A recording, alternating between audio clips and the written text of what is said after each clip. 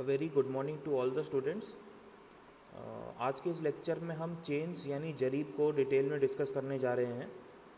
पिछले लेक्चर्स में linear measurement यानी रैखिक मापन करने के लिए मैंने कुछ बेसिक टूल्स आपको बताए थे, जिनमें सबसे इम्पॉर्टेंट जो है वो चेन होती है, जिसे हम जरीब के नाम से भी जानते हैं। ठीक है, तो मैं आपको पहले भी बता चुका हूँ कि पुराने ज़माने में जब फीतों का आविष्कार नहीं कर पाए थे, तब जरीबों की सहायता से हम रैखिक मापन करते थे, यानी चेन्स का यूज़ करके हम लीनियर मेजरमेंट के काम को करते थे। तो जैसा कि आप डेफिनेशन से देख सकते हैं, chains are measuring instrument used in surveying formed by 100 links. ठीक है, यह 100 कड़ियों से मिलकर बनी होती है। लिंक को हिंदी में हम कड़ी कहते हैं। Of 4 mm galvanised mild steel wire, यानी माइल्ड स्टील यानी मृदु इस्पात की 4 mm व्यास की मोटी तार से जरीबों को बनाया जाता है। These links are joint by 3 circular और ओवल वायरिंग्स, यानी 3 गोलाकार छल्लों की सहायता से इन कड़ियों को एक दूसरे से जोड़ा जाता है। These rings provide the flexibility to the chains. ये जो कड़ियाँ हैं यह जरीब को लचीलापन प्रदान करती हैं।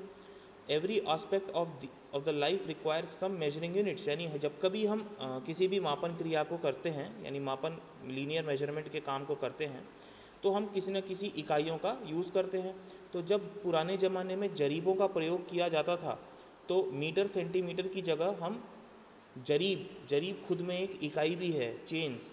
हम कहते थे 1 चेन, 1.5 चेन, 2 चेन, 3 चेन्स। तो इस तरह से लंबाई को ज्ञात करने के लिए, दूरी को ज्ञात करने के लिए हम जरीबों की सहायता से हम जरीब को ही एक इकाई की तरह प्रयोग करके मापन क्रिया को करते थे। तो मैं आपको इस चित्र की सहायता से समझाने का प्रयास करूँगा। आप देख सकते हैं ये एक जरीब है।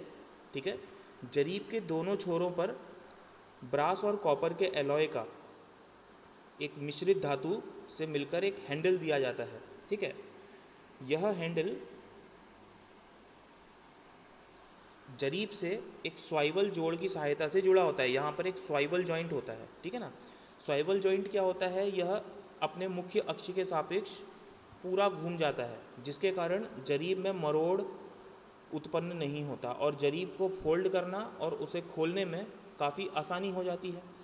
तो हम यहाँ पर देख सकते हैं कि पूरी जरीब में यहाँ से शुरू करते हुए प्रत्येक मध्य छल्ले के केंद्र तक की दूरी को हम एक कड़ी की लंबाई कहते हैं।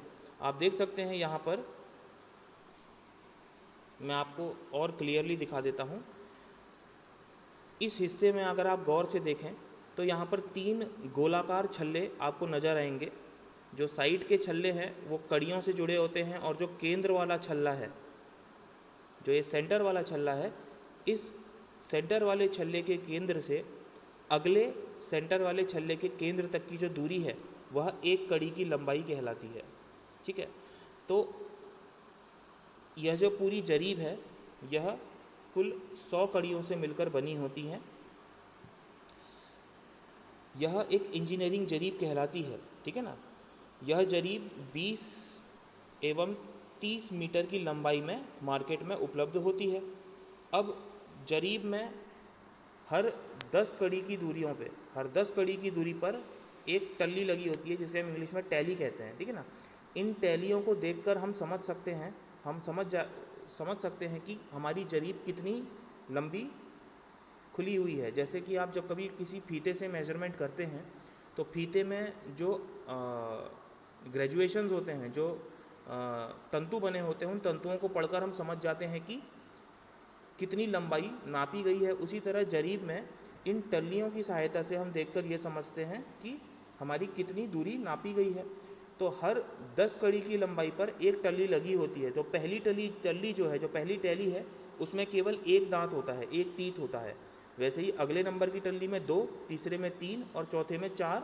वैसे ही केंद्र वाला जो टल्ली होता है वह गोलाकार होता है। ठीक है, तो इन टल्लियों को देखकर हम ये समझ जाते हैं कि जरीब की कितनी लंबाई खुली हुई है। पहले नंबर की टल्ली में एक दांत होगा, दूसरे में 2, तीसरे में 3 और चौथे में 4। वैसे ही जो मध्य वाली टल्ली होगी, जो कि 50वें कड़ी पर लगी होगी वह गोलाकार होती है। तो इन टल्लियों की सहायता से हम देखकर आसानी से समझ जाते हैं कि चेन कितनी खुली या बंद की गई है। ठीक है, अगर और डिटेल में समझने की कोशिश करते हैं जरीब के भागों को, एक बार मैं यहाँ रीडिंग कर लूँगा, आप इसे ध्यान से सुनकर समझेंगे। तो the chain consist of many small parts, यानी कई छोटे छोटे हिस्सों से मिलकर बनी होती है, यूज्ड फॉर हैंडलिंग और reading the measurement. At the ends chain is provided with brass handle with swivel joint so that it can be easy to roll or unroll the chain without twisting and knots, यानी बिना मरोड़ और बिना गांठों के chain को आसानी से खोलने और बंद करने के लिए हैंडल के साथ एक स्वाइवल जॉइंट से जुड़ी होती है। हर 10वीं कड़ी पर at every 10th link a tally is provided.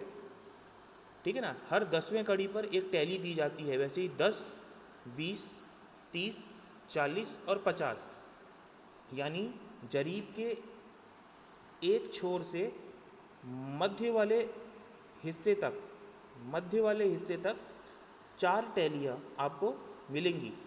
पहले वाली टैली में एक दांत होगा, दूसरा, तीसरा, चौथा, और जो मध्य वाली टैली है वह गोलाकार होगी। तो इनको आप यहाँ देख सकते हैं, ये वो टैलियाँ हैं मैं जिनकी बात कर रहा हूँ। तो इन टैलियों को देखकर आप ये समझ सकते हैं कि कौन से नंबर की टैली है, और टैली के नंबर को देखने के बाद आप ये बता देंगे कि कितना कड़ी लंबाई जरीब की खुली हुई है। अब यदि आपकी जरीब 20 मीटर की है, जरीब 2 वैरायटी में अवेलेबल होती है मार्केट में, एक 20 मीटर की आती है, एक 30 मीटर की आती है। यदि हम इंजीनियरिंग जरीब की बात कर रहे हैं तो 20 मीटर वाली जरीब में प्रत्येक कड़ी की लंबाई आप 20 मीटर को 100 से भाग देंगे तो 0.2 मीटर की एक कड़ी की लंबाई हो जाती है। 0.2 मीटर का मतलब 20 सेंटीमीटर। उसी तरह यदि आपकी जरीब 30 मीटर लंबी है तो एक कड़ी की लंबाई आपकी 30 सेंटीमीटर हो जाती है। ठीक है, तो ये तो बात हो गई इंजीनियरिंग जरीब की, जिसमें 100 कड़ियाँ होती हैं और जो कि 20 और 30 मीटर की वैरायटी में आपको मिल जाती है। उसी तरह एक और जरीब मार्केट में आती है जिसे हम गंटर्स जरीब कहते हैं। ठीक है, गंटर नामक एक शोधकर्ता ने जरीब की खोज की थी, यानी उसने इस जरीब को आविष्कार किया था। तो गंटर जरीब 33 फीट लंबी होती है, 33 फीट लंबी होती है, जिसमें 100 कड़ियाँ होती हैं। तो उसी तरह गंटर जरीब की बनावट के अनुसार गंटर जरीब की एक कड़ी लंबाई कितनी फीट लंबी हो जाएगी, आप 33 को 100 से भाग देंगे तो 0.33 फीट लंबी एक कड़ी होती है। ठीक है, उसी तरह एक आती है राजस्व जरीब। राजस्व जरीब की लंबाई 16 फीट होती है। ठीक है ना, यह आज भी राजस्व विभाग में कई जगह प्रयोग की जाती है। और राजस्व जरीब में जो कि 16 फीट लंबी होती है, इसमें 100 कड़ियाँ भी आती हैं और इसमें 16 कड़ियाँ भी आती हैं। तो यदि 100 कड़ी वाली 16 फीट लंबी राजस्व जरीब का प्रयोग किया जा रहा है तो प्रत्येक कड़ी की लंबाई 0.16 फीट हो जाएगी। ठीक है ना, यदि आप 16 कड़ियों वाली 16 फीट लंबी जरीब का प्रयोग कर रहे हैं तो एक कड़ी की लंबाई हो जाती है 1 फीट। ये तो हो गई राजस्व जरीब की बात। एक बात को आप ज़रूर नोट कर लीजिए कि यहाँ पर जो मैं इंजीनियरिंग जरीब आपको यहाँ पर दिखा रहा हूँ, यह एक इंजीनियरिंग जरीब है और सभी जरीबों की जो बनावट होती है वो बिल्कुल एक तरह की होती है, बस फ़र्क होता है इनकी लंबाई में। इंजीनियरिंग जरीब जो यहाँ आपके सामने मैंने दर्शा रखी है, यह एक 20 मीटर या 30 मीटर लंबी इंजीनियरिंग जरीब है। उसी तरह गंटर जरीब की बात करें तो वो 33 फीट लंबी होती है और राजस्व जरीब 16 फीट लंबी होती है। ठीक है, यहाँ पर गंटर और राजस्व जरीब इसके लिए नहीं दर्शाई है क्योंकि दिखने में सारी जरीबें एक ही जैसी होती हैं। ठीक है, तो आप देख सकते हैं at every 10 link is provided with a tally of 1 teeth, 20 link with a tally of 2 teeth and so on till 40 links, यानी 40वें कड़ी तक हम 4 ऐसी टल्लियों का प्रयोग करते हैं। 50वीं कड़ी पे जो मध्य वाली टल्ली है वह गोलाकार होती है। ठीक है, ये जो टैलियाँ होती हैं यह प्रदान की जाती है ताकि आप मापन करते समय जरीब की लंबाई को बहुत ही आसानी से पढ़ सकें।